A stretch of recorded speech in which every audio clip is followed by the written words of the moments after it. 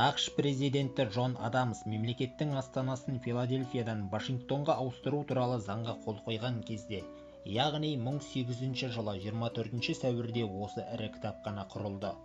Осы заңда Конгреске қажетті кітаптар сатып алу үшін $5000 бөлінді деп жазылған. Заңда кітапхананы тек басқарушы органдар пайдалануға құқылы екендігі айтылған. Сондықтан кітапхана Конгресс кітапханасы деп аталған.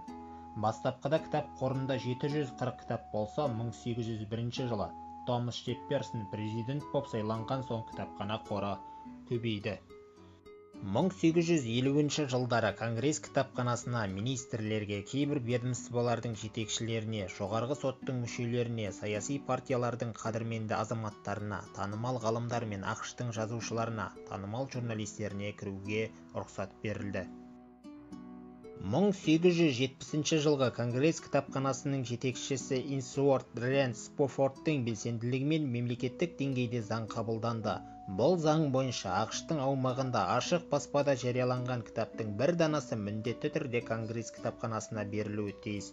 Сонымен қатар кітапхана қорына қаржылай көмектесуге және кітаптарды мерзімді басылымдарды беруге жеке тұлғалар мен қоғам бірлестіктерін тартуға ынталандыру іс-шаралары қарастырылды. 1930 жылы кітапхана ұлттық статусқа ие болды. Бұл статус ақш-тың бюджетінен бірінші кезекте кітап қорын жинақтауға мүмкіндік берді. Қазір Конгресс кітапханасының 1460 орынды 18 оқу залы бар. Кітапхана туристер келіп саяхат жасайтын орынға айналды.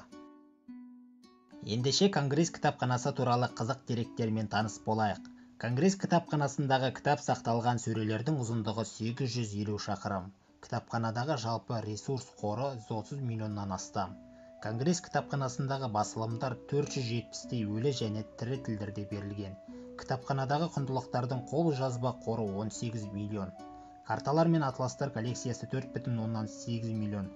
Бірқатар оқырмандар диванда жатып, келесі тобы көгалда отырып кітап оқиды. Оларды оятуға не ескерту жасауға болмайды, өйткені кітапхана оқырманға қашанда қолайлы жағдай жасауға міндетті екен.